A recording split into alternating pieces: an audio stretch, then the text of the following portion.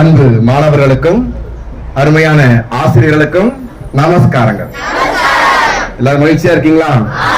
கடந்த வாரம் நம்ம ஐக்கிய வழிபாட்டுல என்ன நீதி கதை பார்த்தோம்? கோபம். வெரி குட், பரவாயில்ல, டக்குன்னு பதில் வந்துச்சு இல்லையா? கோபம்ங்கிறது நம்ம எந்த வகையில பார்த்தாலும் அதுக்கு நமக்கும் பாதிப்பு, நம்மை சார்ந்தவர்களுக்கும் பாதிப்புன்னு பார்த்தோம். அதே மாதிரி இன்னைக்கு நம்ம தெரிஞ்சுக்க வேண்டிய விஷயம் ஒரு சுவாரஸ்யமான ஒரு உயிரினத்தை பத்தி நம்ம தெரிஞ்சுக்க போறோம். இந்த உயிரினம் கிட்டத்தட்ட 2 கோடி ஆண்டுகளாக இந்த பூமியில வாழ்ந்துட்டு இருக்கு. எத்தனை கோடி? ஒரு மனிதனுடைய சராசரி ஆயுட்காலம் எவ்வளவு? 100, 120, இப்ப 80 வரைக்கும் வந்தாச்சு, அப்படித்தானே? அப்போ 2 கோடி வருடங்களாக இந்த உயிரினமானது இந்த பூமியில வாழ்ந்துட்டு இருக்கு. சரியா?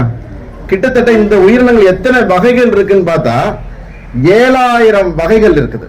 எத்தனை வகைகள்? 7000 வகைகள்.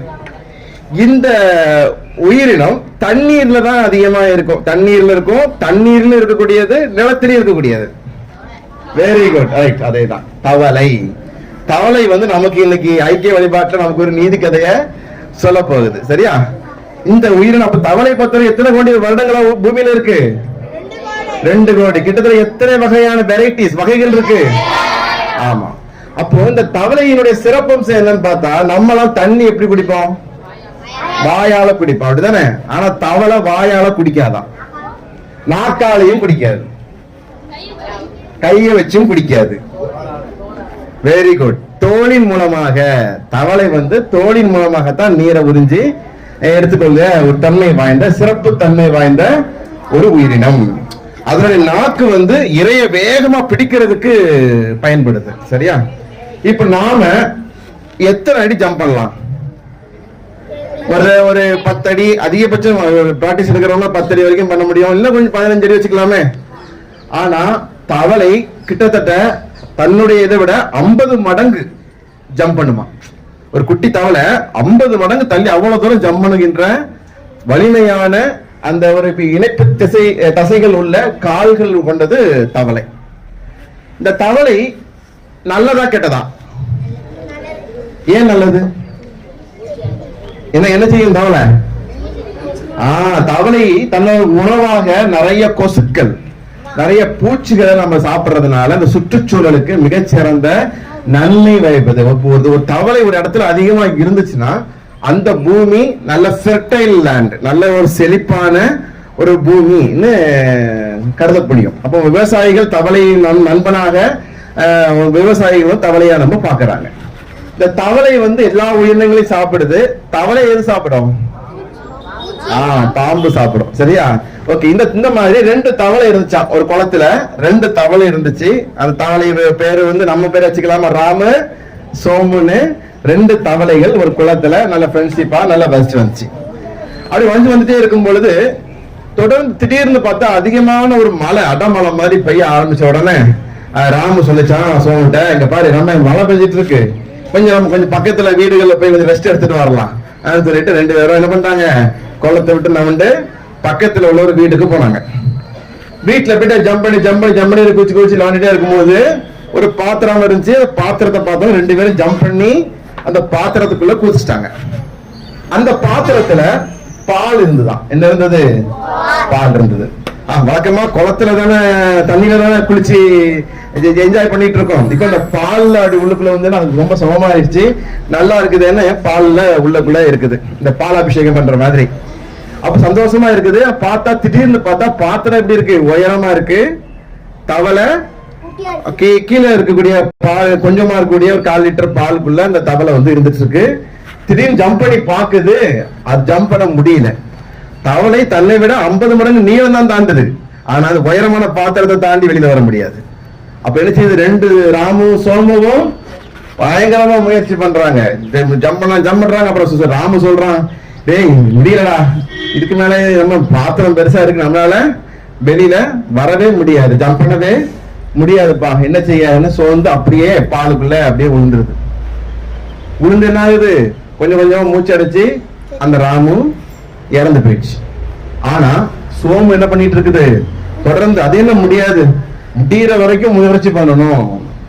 முயற்சி இது தெய்வத்தான் ஆகாது எனினும் முயற்சி தன் மெய் வருந்த திருக்குறள் தான்பா. தெய்வத்தை ரிப்பீட் பண்ணலாமா? சொல்லுவோம், தெய்வத்தான் ஆகாதெனினும் முயற்சிதன் மெய் வருந்த கூலி தரும். அதாவது திருவள்ளுவர் என்ன சொல்லியிருக்கிறாரு, நம்ம இறைவனை வணங்கணும், வழிபாடு ரொம்ப ரொம்ப முக்கியம். ஆனா வழிபாடு மட்டும் முக்கியம் இல்ல, நீ முயற்சி, உன்னுடைய தன்னம்பிக்கையோடு இறை நம்பிக்கை இருக்கும் பொழுது அதுக்கு முழுமையான பலன் கிடைக்கும். நீ எந்த அளவுக்கு முயற்சி பண்றியோ அந்த முயற்சி பண்ற அளவுக்கு கண்டிப்பா அதற்குரிய ஒரு பலன் நிச்சயமா நமக்கு உண்டு. ஒரு பரீட்சையில நம்ம வந்து மாங்க நல்லா படிக்கிறோம், மேபி நம்ம படிச்ச கொஸ்டின் கூட நம்ம எக்ஸாம்ல வராம போகலாம். ஆனா படிச்ச படிப்பு நமக்கு வேஸ்டா போகுமா? ஏதாவது ஒரு டைம்ல நமக்கு அது ரொம்ப ரொம்ப யூஸ்ஃபுல்லா இருந்துட்டு இருக்கும். இப்ப நான் கூட இப்ப ஒவ்வொரு கதைகள் சொல்லும் போது அது சார்ந்த நிறைய விஷயங்கள் சொல்றேன்னா, நான் எப்பவுமே உங்களோட மாதிரி இருக்கும்போது லைப்ரரியில நிறைய புத்தகங்கள் படிச்சுட்டே இருப்பேன். அப்ப படிக்க படிக்க ஒவ்வொரு விஷயங்கள் தெரியும் போது ஏதோ ஒரு டைம்ல அந்த விஷயங்கள் என்ன ஆகுது, வெளியில எல்லாருக்கும் சொல்லும் பொழுது பயன்படக்கூடியது. அதே மாதிரி திருவள்ளுவர் என்ன சொல்லியிருக்கிறார், முடிஞ்ச வரைக்கும் முயற்சி தன் மெய் வருந்த. மெயின் நம்மளுடைய உடல் எவ்வளவுத்துக்கு முயற்சி பண்றோமோ அந்த அளவிற்கு அதற்கான வெகுமதியை நிச்சயம் தரும். தெய்வத்தான் ஆகாதெனினும் முயற்சி தன் மெய் வருந்த கூலி தரும். எனக்குமே திருக்குறள் எல்லாம் படிக்கும் பொழுது அந்த முதல்ல அந்த லைன் என்னன்றதை படிச்சா யாருக்குமே புரியாது. ஆனா அந்த ஒவ்வொரு வார்த்தைகளுக்கும் உள்ள அர்த்தம் என்னன்றதை தெளிவா எடுத்து படிச்சு அதை பிரித்து அதை திரும்பவும் நம்ம வந்து அந்த அர்த்தத்திற்கு தகுந்த மாதிரி திருக்குறளை சொல்லி பழகும் பொழுது அந்த திருக்குறள் எப்படி இருக்கும், ஒரு பசுமரத்தாணி மாதிரி மனசுக்குள்ள நிக்கும். ஏதோ சொல்லக்கூடாது, திருக்குறள் சொல்லும் போது எப்படியோ சொல்லக்கூடாது. நம்ம என்ன சொல்லும், சினத்தை போட்டு கொண்ட வேண்டிய நிலத்திறமை பயதற்று. ஏதாவது புரிஞ்சுதா? சினத்தை போட்டு கொண்ட வேண்டிய நிலத்திறமை அற்று வெகுளாமை அகதிகாரம். சினத்தை பொருள் என்று கொண்டவன் கேடு நிலத்தறைந்தான் கை பிழையாதற்று. இப்படி படிச்சாதான் அந்த குறள் என்ன செய்யும், மனசுக்குள்ள பதியும். சரியா? அப்ப தெய்வத்தான் ஆகாது எனினும் முயற்சி தன் மெய் வருந்த கூலி தரும். திருக்குறளை படிச்சதுதான் அந்த சோமு தவளை. அத என்ன பண்ணிடுச்சு, தொடர்ந்து பால்ல அடிச்சு முயற்சி பண்ணிட்டே இருக்கு. பால்ல தொடர்ந்து குதிச்சு முயற்சி அடிச்சு முயற்சி பண்ண என்ன ஆகும், பால் என்ன செய்யும், திரையும். பால் அடிக்க திரையும்ல. பால்ல இருந்து அடிச்சு திரையும் கட்டியாட்டு நமக்கு தயிர் வெண்ணெய் எல்லாம் வரும்ல. அடிக்க பாலினுடைய கடினத்தன்மை அதிகமாகி அதுக்கு மேல ஒரு லேயர் வர ஆரம்பிக்கும். அப்ப இன்னும் திரும்ப என்னடா எது வித்தியாசமா கொஞ்சம் எக்ஸ்ட்ரா கொஞ்சம் லேயர் கிடைச்சிருக்கேன், இன்னும் திரும்ப நல்லா அடிக்குது. வெண்ணெய் திரண்டு என்ன ஆகுது, கொஞ்சம் கொஞ்சமா அடுத்த லேயர் வர ஆரம்பிக்கும் போது ஒரு சமதளம் மாதிரி பெட் மாதிரி கிடைக்குது. ஈஸியா ஜம்ப் பண்ணி சோமு வெளியே வந்துருச்சு. அப்போ ராமுவால வெளியே வந்திருக்க முடியுமா, முடியாதா? முடியும். கொஞ்சம் முயற்சி பண்ண உடனே நமக்கு ரிசல்ட் கிடைக்கலன்னு அதனுடைய தன்னம்பிக்கையும் சுய முயற்சியையும் கைவிட்டதுனால அது உயிரையே விட்டுடுச்சு.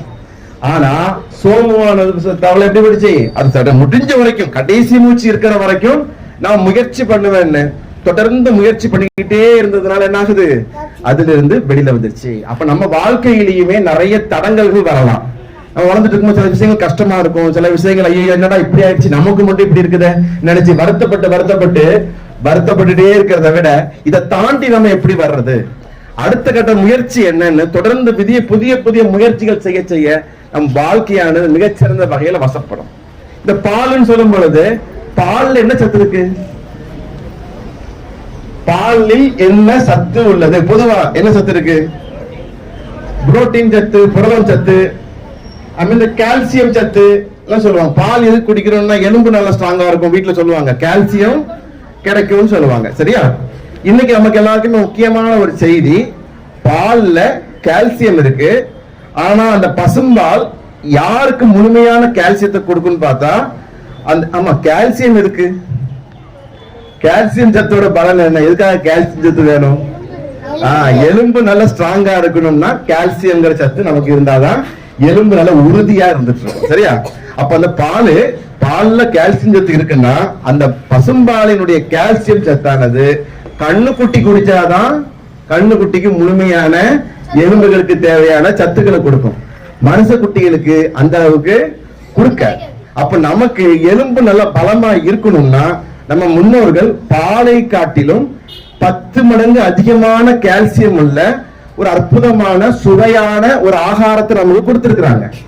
அந்த ஆகாரம் வெயில் காலத்திற்கும் மிக மிக ஏற்றது. உடம்போட சூட்டையும் தணிக்கும், எலும்புகளையும் பலப்படுத்தும், குடல் புண்ணையும் சரி பண்ணும். என்ன இளநீ நல்லதுதான். நான் சொல்ற ஆகாரம் சிறுதானிய அரிசி, சிறுதானியத்துல கம்புன்னு ஒரு சிறுதானியம் இருக்கு. கம்பு உங்களுக்கு இருக்குல்ல, அந்த கம்புல கம்பு கூழ் செய்யலாம், கம்பம் களி கீண்டலாம், கம்பன் சோறு சாப்பிடலாம். இந்த கம்புங்கிற சிறுதானியமானது பாலை காட்டிலும் அரிசியை காட்டிலும் கோதுமையை காட்டிலும் எண்ணற்ற சத்துக்கள் கொண்டது. முக்கியமாக பாலை காட்டிலும் 10 மடங்கு அதிகமான கால்சியம் சத்து இருக்கு. உடம்புல கால்சியம் சத்து தேவையான அளவு இருந்தா மட்டும்தான் நம்மளோட சுறுசுறுப்பாக இருக்க முடியும், சோர்வில்லாம இருக்க முடியும்.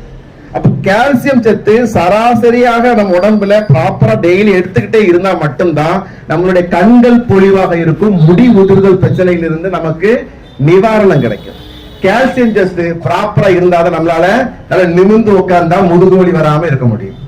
நிமிர்ந்து உட்கார்ந்தா மட்டும்தான் மூளைக்கு தேவையான ரத்த ஓட்டங்கள் சீரா நமக்கு பாயும் போது ஞாபக சக்திகள் சிறப்பா இருக்கும். பொதுவாக உடம்பினுடைய பித்தம் அதிகமான சூட்டுனால டென்ஷன், ஸ்ட்ரெஸ் சொல்லுவோமா, தலைவலி, மண்டச்சூடாகுதுப்பா, தலைமுடி முடி உதிருது, எனக்கு பாதங்கள்ல வெடிப்பா இருக்கு, உடம்பு தோல்லாம் ரொம்ப வறண்டு போகுது, வாய்ப்புண்ணு இருக்குது, வயிற்று புண்ணு இருக்குது, அல்சர் ஆகுது, வாந்தி வருது, இது எல்லாம் சூட்டின் காரணத்தினால வர்ற அத்தனை பிரச்சனைக்கும் கம்புங்கிற சிறுதானியமானது மிகச்சிறந்த ஒரு தீர்வாக இருக்கும்.